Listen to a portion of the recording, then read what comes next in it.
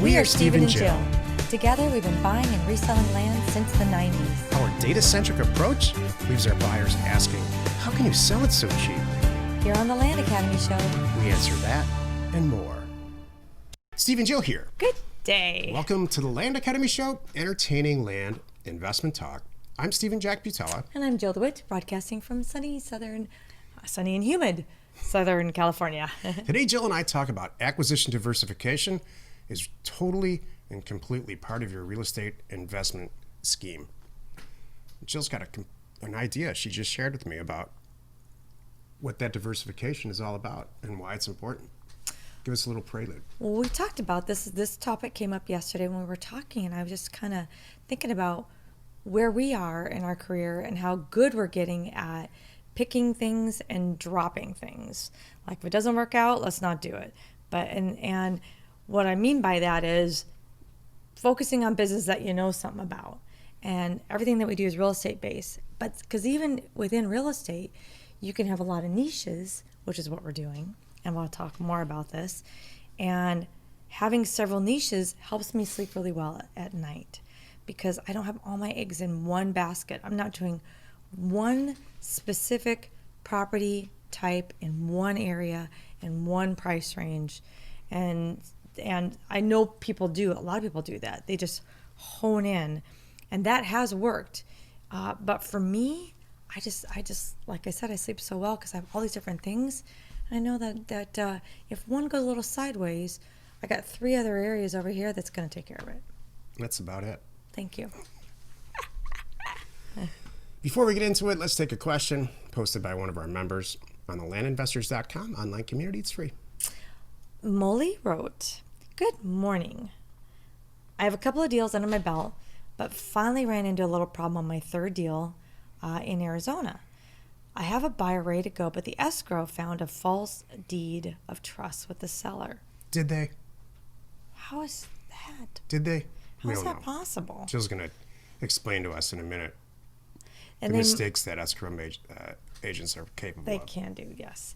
And they might need to do a quiet title action and get the attorney involved. Given that this is my first time dealing with this, any advice on what I should do? Should I help pay for attorney's fees or anything else to get the deal done? Is it going to take a lot more time, like months? Is it even worth it, or should I back out? Any advice helps. So I see, do you want me to read? No. Okay. No, this is a hot topic on land investors. So what Joe's referring to is just, I put in Some of the comments. just the comments just to get a feel for what it's not necessarily my opinion, but it's the opinion of other people on the forum, and just to give you a gauge. Quiet title actions are amazingly profitable if you know what you're doing. The same way that restoring a 68 Camaro can be amazingly profitable if you know what you're doing. I do not know what I'm doing in both of those situations, so I stay away from it. Quiet title simply means this. There's a piece of property somewhere, and somewhere along the chain of title, the ownership, how it was conveyed, is questioned. There's a cloud in the title, so to speak. That's the language in the industry. Can I say it could be a spelling error? It could be something even that minor. I just want to throw that out there for people. That's not like a catastrophic. It could be a missing deed, like from here to here, or just a spelling little thing. So thank you. And so a quiet title action is meant to remedy that to the satisfaction that, hey, you're the new owner and you own it. People are probably within reason or in the eyes of the law anyway, can't come back and say, you know what, I didn't know there was oil under there. My grandfather owned that property, and I have a will right here that says I'm supposed to get all of his stuff.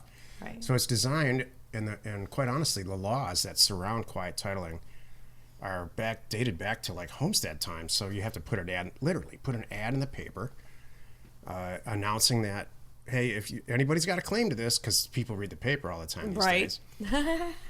And so a quiet title actions, when you're all done, says you're the owner in the eyes of the law.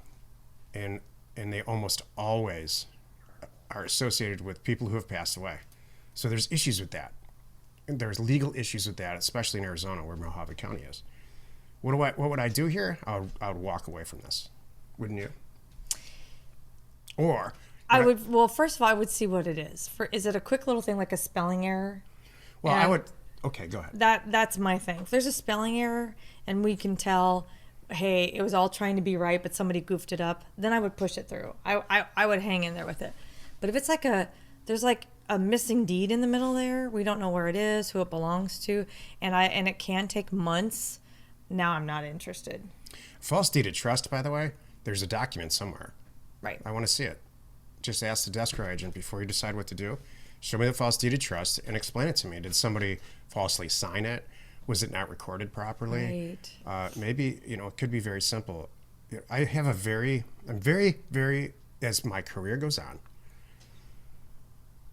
question people's motives, and specifically escrow agents' motives about why they're not pushing a deal through. Because we have the escrow agents that we do deals with, thanks to Jill and her team, are like a dream come true.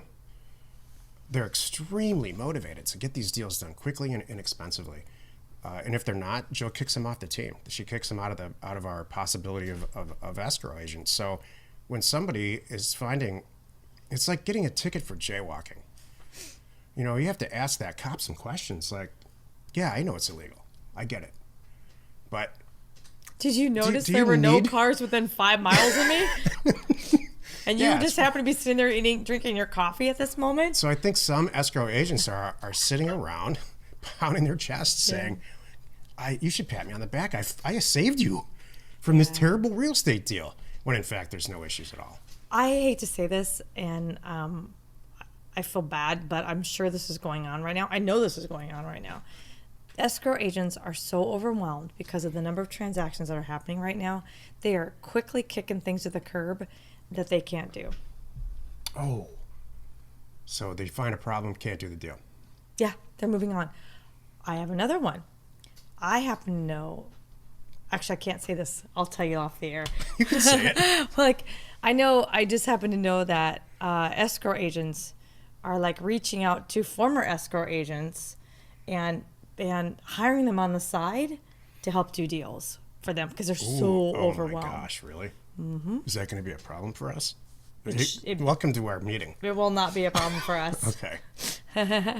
It's okay. Jill has former escrow agents on her staff. Yeah. And I think people former employers are reaching out to them. Correct. That's terrible. It's okay. Because we have a great staff. Oh, yeah, we do. All right, good. Yep. Today's topic, acquisition diversification, is part of real estate investment, probably now more than ever, like a lot of the things that happened with the COVID. This is why you're listening.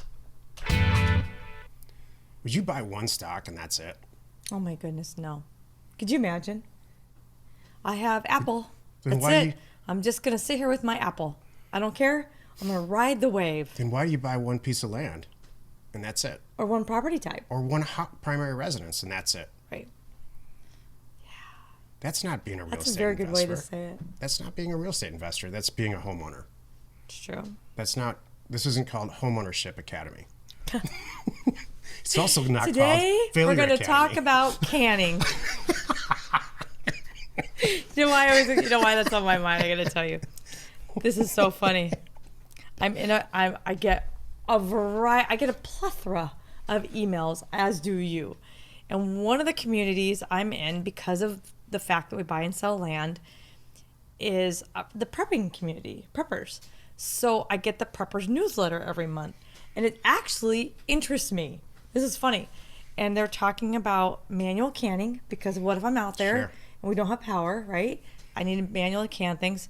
So that's why canning's my... And then I learned about, I just thought this is the coolest thing, water bricks. Do you know about water bricks? No, I don't know the definition. I didn't even know this was a thing. I didn't even know canning was not manual. How else would you do it? Anyway, you have a machine that does it for you. Make it a lot easier to do that. Put the lid on, I think, and everything. So, but these water bricks are cool. That it's bricks that you could use to build a wall or all kinds of things, and they're filled with water. And it serves two purposes. One, they're flipping heavy. And then B, you have an emergency supply of water. None of this is crazy. I know. That's what I'm saying. I'm reading up on the latest and greatest solar solutions. So good meeting, Jill. Thank you. I've often I'm going to be ready someday if we need to be really, really off the grid. I will make sure as a family we are ready. You're the girl for me. You got the water thing down. You got the distilling thing down. Yeah. I'm working on the water bricks and canning. It'd be fun. You know, I've often wondered if we just do not have time to do this, but I've talked about this with other members. I'm like, let's get together with all these, because we can provide the land. Right. We know how to buy near free land, if not free. And That's you true. know, if we got together and got with all the suppliers of this stuff for not so much preppers, but just living off the grid, Right. and built a house and filmed it, how cool would that be? Really we were cool. the sponsors. Yep. Remember that community in Canada? It didn't take long to get off this topic. Go Totally, ahead. because we'll cover it in a second. Kind of already did, but that community in Canada that was living on an island, completely on their own, and like one person did one thing, one person. They're like 6 families. Yeah. Barter. What's that? Barter. It's called But barter. yeah. But I thought that was the coolest thing. They're out there loving life, having a good time, and taking care of each other. One grew the food, one did the water, one probably did the alcohol. Mm-hmm. You know, it was beautiful. I love it. All right, so back to the topic. It's called a kibbutz. Is it for real? Yeah, it was happening in the 60s and 70s. It's cool. Yeah. I think it was like on a TV show years ago that we watched this. But so the whole thing about this show to me was I was thinking about us the other day as we were in line. I had to go into a store, as a matter of fact. And won't go there. But I was thinking about, you know, how great it is. Because as we're in line, we had a few minutes, we're talking. You brought up a new niche within a niche that we're developing. And I'm like, that you're developing, that basically telling me about. And I'm like, oh, that's so good. And I just took a step back and I thought, What was it? it was a niche within the mobile home parks community. Okay. It was a niche of mobile home real estate, basically. And I took a step back and I'm thinking, how great is this? We've got land conquered, obviously, and houses. And we know what we're good at with houses and what we're not good at. You're really taking the mobile home thing to a new level. And there's a fourth one I can't think about right now, but I just thought, God, you know how great is this? You know, I've always slept really well because we're not finance people, we're cash people. So I never have to worry about anybody knocking on my door that I missed a payment. I own something and I just sell it. But I sleep also well now because of all the different lines and things that we've developed that, I do too. you know, if one of them wasn't working out in any way, we have 6 others. Here's the thing. So what we teach is this.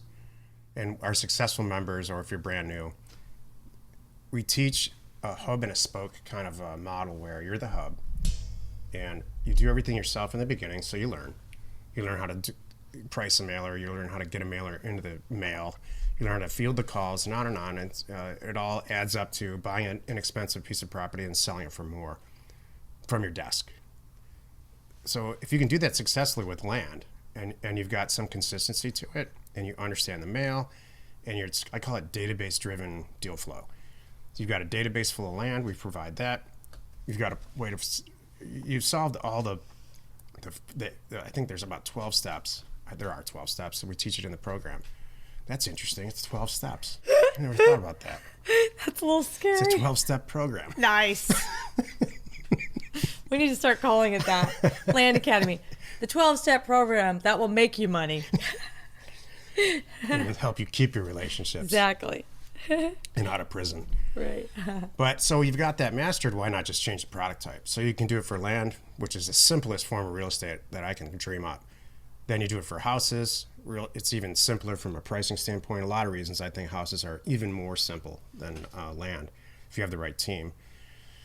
Then what's stopping you from buying apartment buildings if you believe in apartment buildings? Maybe the other one we're talking about. Or mobile home parks, or mobile homes on land, and on and on and on. So there's a lot of people in our group that come out of the woodwork when we start talking about this stuff, especially on the Thursday webinar that we have, where they say something like, yeah, you know, I signed up in 2017 and decided pretty quickly that, you know, rural land is not my thing, but I'm buying about 10 apartment buildings a year right now with the same methodology and the same data sets, by the way. The data sets are all the same within reason. Mobile homes are a little different. But so Diversifying your acquisitions should be part of this right now because all these sectors of real estate are experiencing the same volatility as houses and land are. So why wouldn't you? I'm going to make this a little less serious for a minute. Whew, it's serious. I think you're very good at diversifying in your vehicles. Yeah. Right? Yes, probably too You have race cars and you have a 1974 bus. So here's the problem. You're absolutely right. When this COVID thing hits, all this things that aren't necessary, or when recessions hit, I should say, become like half price, and I don't have a lot of self-control. Let's see. We are out of space at our house. Here. I'm going to give you. We're going to play a game. Do you think that you diversify in these topics? Okay, we got land, yeah, or property, real estate investment, yes. Cars, yes. How about clothing? No. No, I don't think so at all. I never will. That's true. That's your job. I know. Yeah. Well, it's an uphill battle there. Do you diversify in where you live? Your living situation? No, and it should be way more diverse. Do you diversify parenting? Yeah. Okay. Do you diversify in your choice of women? I don't have a choice. What do you mean? You better not have a wait. I meant past. Having a portfolio in the past of women is not legal in this country. That's not what I meant. In the past, did you date anything other than brunettes? No. There we go. That's where I was going with that. Men pray to the efficiency Maybe. God. Wait a minute. Men want stuff to be the same. Maybe this is all just male, female. Could be. Because I bet, like most men, the next one is, Jack, do you diversify in your diet and what you eat every day? I was going to ask you that. I was going to ask you Nope. that. And how about this? What's your choice? Is your choice to have something new every day, or do you want the same thing every day? We're at 17 minutes in the show right now. I know. There's not an hour. I'm going to wrap it up. In hours, we couldn't cover this topic. Okay. Jill, you can't ask Jill, and probably most spouses, what they want to eat that night. There we go. I was asking about just your diversification. If it were up to me, I would eat the same 5 things and that's it. And take a multivitamin and be done. That's what and get through it as fast as possible. I know. That's not what Jill does. I know. Well, you want to ask me some questions about diversification? Sure. In life? I like this. Go. Is your wardrobe diversified to your satisfactory? No woman's wardrobe is so satisfactory. It's endless. True. So that defines diversification. Because my diversification in real estate will never be met. There we go. I'm glad we had this talk. Oh no, I'm not done yet. Okay. Go. How about your jewelry collection? I'm pretty happy there. Isn't that really? Funny? Yeah, I really am. Oh my God, you're shocking me. Yeah. How about watches? I think you have 50 watches or something. Yeah, I have not 50. I have a couple more. How about purses? Nah, you can never buy too many purses. It's so interesting. Don't even go with the shoes, right? Yeah, don't even go there. That changes. See, because it changes. That's interesting. All right. I'm done. I'll tell you, I don't have enough real estate, and that's the truth. And we have a ton of real estate. And a lot more coming in and out. Who knows what we're going to be talking about a year from now? Yeah. I can't even imagine. Happy you could join us today. Every Monday through Friday. You can find us right here on the Land Academy Show. Tomorrow, the episode on the Land Academy Show is called Sticking to a Calendar Schedule and Why It's Imperative. You are not alone in your real estate ambition. This show topic, albeit maybe not the most funny or fun, has come up recently more than any other topic for many, many people reaching out to me. And, it's just so important to have a schedule. Oh, the schedule. Sticking to your schedule. I thought you were still talking about diversification. I find the diversification one keep coming up a lot and I see more and more people because we have Land Academy and House Academy, and I'm watching several people now finally going, and making the jump from land to houses. What's so funny? You. Why? Because you just didn't. It's fine. Oh, okay. You're just done with the show and you just moved on. No, I was still talking about the last show. I don't know. You know what? I was done with the show. I was just moving on. Oh, I see what you're saying. That would be his way of saying, cut. Got it. Okay. Thank you for tuning in Jack is done. We're happy you could. We hope you find our content valuable, and we appreciate your support. So if you haven't already, please get on over to our YouTube channel and hit the subscribe button. And your comments and suggestions help us create the type of content that you're here for. Hitting the like button helps to support our channel's algorithm and gauge your interest for future shows. Maybe you liked this, maybe you didn't. We don't know. You know me. It's all about the data. We're Steven Jill. Information and inspiration to buy undervalued property.